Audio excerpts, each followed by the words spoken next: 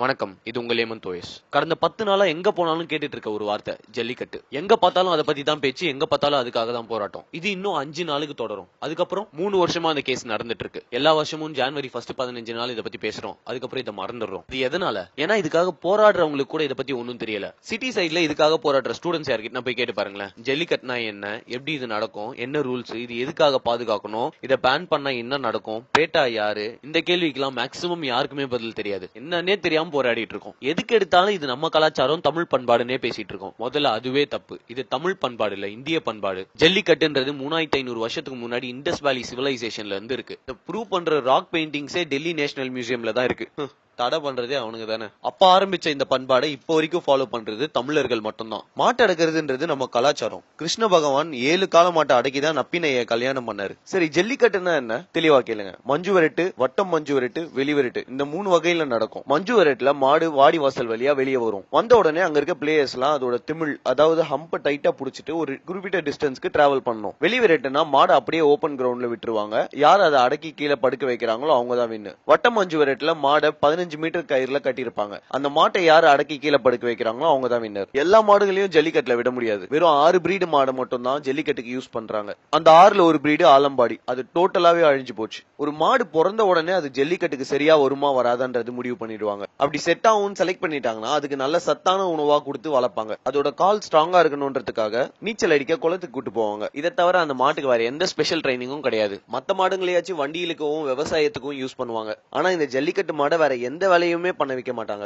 ஜல்லிக்கட்டுன்றது ஒரு culture, entertainment கிடையாது. Tourism develop பண்ணணும்ன்றதுக்காக government தான் அதை என்டர்டெயின்மெண்டா மாத்திட்டாங்க. இந்த பீட்டா நாயங்க யாரு, எங்க இருந்து வந்தாங்க, நம்ம கலாச்சாரத்துக்கு அவன் எதுக்கு பேன் பண்றான்? இந்த பீட்டா ஆர்கனைசேஷன் 2004ல இருந்து ஜல்லிக்கட்டை பேன் பண்ண சொல்லி கேஸ் நடத்திட்டு இருக்காங்க. அந்த கேஸ் 2014ல முடிவுக்கு வந்து சுப்ரீம் கோர்ட் ஜல்லிக்கட்டை பேன் பண்ணிட்டாங்க. நம்ம மாட்டை துன்புறுத்துறோமா, சாராயம் ஊத்தி தான் அதுக்கு வெறியேத்துறோமா, பாலை கடிக்கிறோம், கண்ணுல மிளகா பொடி தூக்குறோம், டிக்கிறோம், குத்துறோம், கும்பலா அது மேல தாவறோம், அப்படி இப்படின்னு இஷ்டத்துக்கு எல்லாத்தையும் அவன் சொல்றானுங்க. மாட்டோட நல்லதுக்காகன்னு பேசுனீங்கன்னா இந்தியால நடக்கிற பீஃப் ட்ரேட நிப்பாட்டுங்க. அது மாட்டாங்க. ஏன்னா 10,000 கோடி ரூபாய் ஒரு வருஷத்துக்கு அதுல சம்பாதிக்கிறாங்க.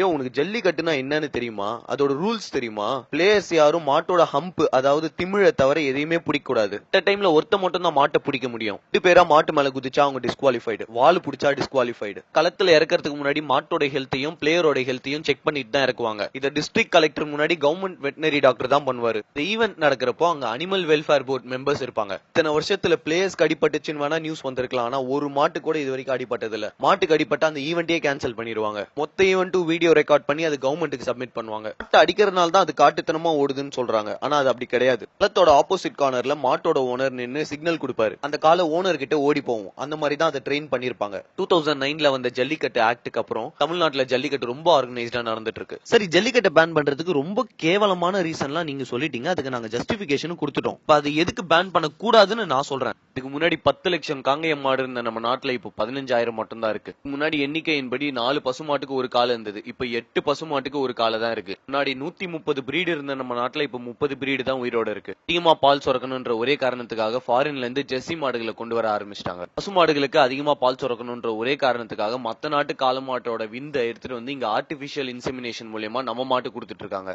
இப்ப கூட நம்ம தமிழ்நாட்டு கவர்மெண்ட் 12,000 ஜெர்சி மாடுகளை ஃப்ரீயா கொடுத்திருக்காங்க ஏழைகளுக்கு. இந்தியால இருக்க மத்த இடத்துல எல்லாம் கொஞ்சம் கொஞ்சமா கால மாட்டை அழிச்சிட்டு வந்துட்டாங்க. தமிழ்நாட்டுல குறையாம இருக்கிறதுக்கு ஒரே காரணம் ஜல்லிக்கட்டு. இந்த ஜல்லிக்கட்டை பேன் பண்ணிட்டா ரூரல் எக்கனாமி எவ்வளவு அடி வாங்கும் தெரியுமா? இந்தியால 68% மாடு சின்ன சின்ன விவசாயிங்க கிட்ட தான் இருக்கு. இந்த ஊர்ல இருக்க மில்க் கோஆபரேட்டிவ் சொசைட்டிஸ் மூலமா இந்த விவசாயிங்க தொழில் பண்ணிட்டு வராங்க. இந்தியால மொத்தமா 1 லட்சம் மில்க் கோஆபரேட்டிவ் சொசைட்டிஸ் இருக்கு. எல்லா இடத்துலயும் சேர்த்து 1,10,00,000 பேர் அதுல மெம்பர்ஸா இருக்காங்க. நாட்டு மாடுகள் எல்லாத்தையும் அழிச்சிட்டு இந்த ஜெர்சி மாடுகளை எடுத்துட்டு வந்து மொத்தமா இறக்குனாங்கன்னா இந்த விவசாயிகளுக்கு வாழ்வாதாரமே இல்லாம போயிடும். இந்த ஜெர்சி மாடுங்க நார்மலான கண்டிஷன்ல இருக்காது. கண்டிப்பா அதுக்கான என்விரான்மெண்ட் ஸ்டெபிலைசேஷன் பண்ணிருக்கணும். அது இந்த சாதா விவசாயிகளால பண்ண முடியாது. இன்னொரு பிரச்சனை என்னன்னா, நம்ம நாட்டு பிரீடை விட ஜெர்சி மாடு 4 மடங்கு அதிகமா தண்ணி குடிக்குமா. நம்ம கிராமங்கள்ல இருக்க தண்ணி பற்றாக்குறைக்கு கண்டிப்பா எந்த விவசாயியாலையும் அதை பாத்துக்க முடியாது. சோ மொத்தமா இந்தியாவோட மில்க் இண்டஸ்ட்ரியே எம்என்சி கையில போயிடுற மாதிரி ஆயிடும். அதுக்கப்புறம் மில்க் ப்ராடக்ட்ஸ்க்கு அவங்க விற்கிறது தான் வேலை. இந்தியால இன்னும் கூட 500 மில்லியன் வெஜிடேரியன்ஸ் இருக்காங்க. இவங்களுக்கு ஒரே சோர்ஸ் ஆஃப் புரோட்டீன் பால் தான். இந்தியால அரிசி கோதுமை சக்கரை விட மில்க் இண்டஸ்ட்ரி தான் எக்கனாமிக்கல் டேர்ம்ஸ்ல ரொம்ப பெருசு. இந்த மார்க்கெட்டை பார்த்து தான் ஃபாரின் டைரி கம்பெனிஸ் நம்ம நாட்டுக்குள்ள வர பாக்குறாங்க. ஸ்பெயின்ல கூட இந்த மாதிரியான விளையாட்டு இருக்கு. அங்க எப்படின்னா ஒரு பெரிய கிரவுண்ட்ல ஒரு காளை மாட்டை விட்டுருவாங்க.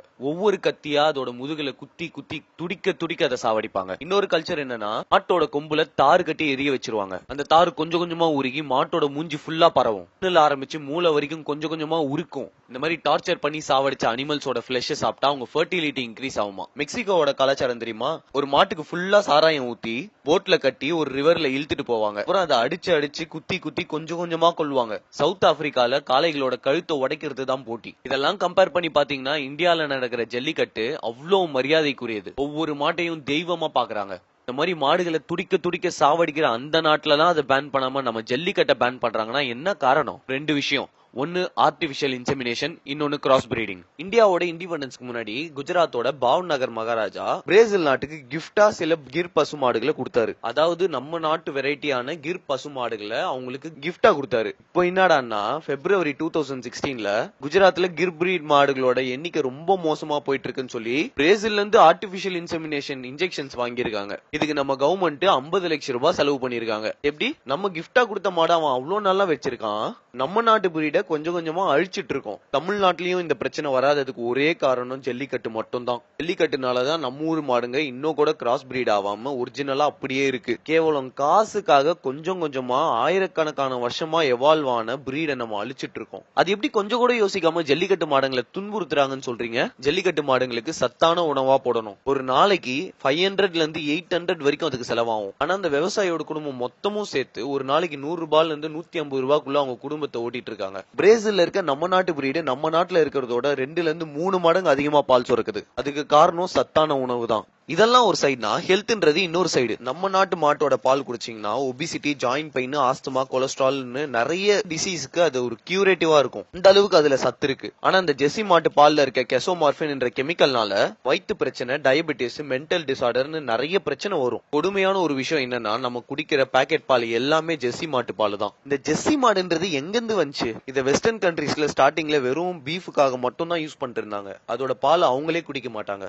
அதை ஒரு பிசினஸா மாத்தினதுக்கு அப்புறம் கொஞ்சம் கொஞ்சமா அது இந்தியால வித்து அவங்க பணம் சம்பாதிச்சிட்டு இருக்காங்க. இந்த கிராஸ் பிரீடிங்ன்றது இந்தியால 1950ஸ்ல ஆரம்பிச்சது. 1951ல மில்க் ப்ரொடக்ஷன் 17 மில்லியன் லிட்டர்ஸ்ல இருந்து 122 மில்லியன் லிட்டர்ஸ்க்கு இன்க்ரீஸ் ஆச்சு. இதுக்கு அப்பாடி அவ்வளவான்ற மாதிரி தான் இருக்கும். ஆனா அந்த டைம்ல நம்ம நாட்டுல இருந்த 2 கோடி மாடுகளோட அவுட்புட்னு பார்த்தா அது ரொம்ப ரொம்ப கம்மி. அங்க இருந்து 10 வருஷத்துல இன்னும் 180 டன் எக்ஸ்ட்ராவா தேவைன்ற மாதிரி நேஷனல் டைரி டெவலப்மெண்ட் போர்டு கணிச்சாங்க. இங்கதான் ஆரம்பிச்சது அந்த கிராஸ் பிரீடிங்கோட பிரச்சனை. இந்தியாவோட மார்க்கெட் சைஸ் பார்த்த வெளிநாட்டு டைரி கம்பெனிஸ் கவர்மெண்டோட கான்ட்ராக்ட் போட ஆரம்பிச்சாங்க. அவங்க நாட்டு மாட்டை நம்ம நாட்டு மாட்டோட கிராஸ் பிரீட் பண்றது தான் அந்த கான்ட்ராக்ட். இதுக்கு ஆரம்பத்துல நிறைய பேர் ஒத்துக்கல. இது அக்செப்ட் பண்ணவங்களுக்கு ராஜமரியாதை கொடுத்தாங்க. ஃப்ரீயா ஃபாரின் ட்ரிப் கூட்டு போனாங்க. அவங்க பசங்களுக்கு வெஸ்டர்ன் யூனிவர்சிட்டிஸ்ல ஸ்காலர்ஷிப் கொடுக்க ஆரம்பிச்சாங்க. இதெல்லாம் பார்த்து ஆசைப்பட்டு கொஞ்சம் கொஞ்சமா மத்தவங்களும் இந்த கிராஸ் பிரீடுக்கு ஒத்துக்க ஆரம்பிச்சாங்க. 1962ல கேரளால லைஃப் ஸ்டாக் ஆக்ட் ஒன்னு எடுத்துட்டு வந்தாங்க. அதன்படி எந்த விவசாயியும் காளமாடு வச்சு கூடாது. அப்படி வச்சிருக்கிறது அக்ரி இன்ஸ்பெக்டர் பார்த்தா வந்து அதை இன்ஃபர்டைல் பண்ணிடுவாங்க. வேற வழியே இல்லாம ஆர்டிபிஷியல் இன்செமினேஷன் மூலமா கேரளால இருக்க விவசாயிங்க கிராஸ் பிரீட் பண்ண ஆரம்பிச்சாங்க. இது கொஞ்சம் கொஞ்சமா நாடு ஃபுல்லா பரவிச்சு. பஞ்சாப்ல இப்ப மொத்தமா இருக்க 1 லட்சம் மாடுல 80,000 மாடு கிராஸ் பிரீட் தான்.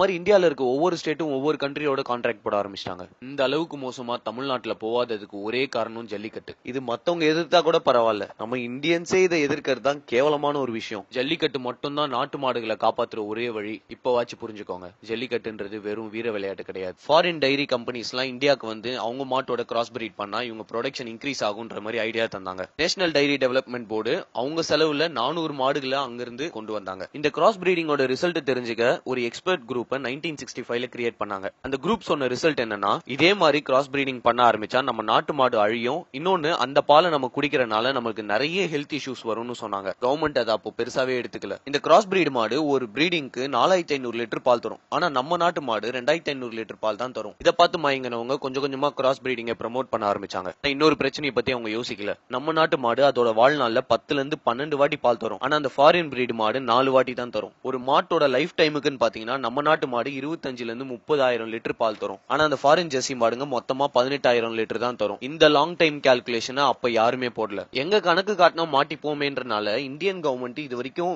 பிரீட் வைஸ் சென்சஸ் இந்தியால எடுத்ததே இல்ல. இந்த பிரீடு மாடுங்க இத்தனை இருக்கு, அந்த பிரீடு மாடுங்க அத்தனை இருக்குன்ற மாதிரி எந்த ஒரு கணக்குமே இல்ல இந்தியால. நிறைய டாக்டர்ஸும் சயின்டிஸ்டும் இந்த கிராஸ் பிரீடிங் வேணாம்னு சொல்லியும் இது வரைக்கும் நம்ம மாறல. இந்தியாவோட 11th 5 இயர் பிளான்ல கூட ஆர்டிபிஷியல் இன்செமினேஷனுக்காக வெளிநாட்டு காளையோட 40 மில்லியன் ஸ்பெர்ம் டோஸ் கொண்டு வந்தாங்க. நம்ம நாட்டோட டைரி இண்டஸ்ட்ரியவே அழிச்சிட்டு இருக்கோம். இதை தாங்கி பிடிக்கிற ஒரே ஒரு பில்லர் ஜல்லிக்கட்டு மட்டும் தான். தமிழ்நாட்டுல ஜல்லிக்கட்டு ஆடுற ஒவ்வொருத்தரும் மாட்டை சொந்த பையன் மாதிரி பாத்துக்கிறாங்க. அதுகிட்ட அவ்வளோ பாசமா இருக்காங்க. அவங்க குடும்பத்துல ஒருத்தரா நினைக்கிறாங்க. கொஞ்சம் கொஞ்சமா அழிய விட்டதெல்லாம் போதும். இனிமே இருக்க மிச்ச மீதியாச்சும் காப்பாத்துவோம். நம்ம நாட்டு மாடுங்க, நம்ம பொருளாதாரம், நம்ம கலாச்சாரம், இது எல்லாத்தையும் அழிக்க நினைக்கிறவங்க கிட்ட இதுக்கு மேலேயும் அடங்கி போக வேணாம். என்ன ஆனாலும் சரி, நம்ம ஜல்லிக்கட்டை விட்டு கொடுக்க கூடாது.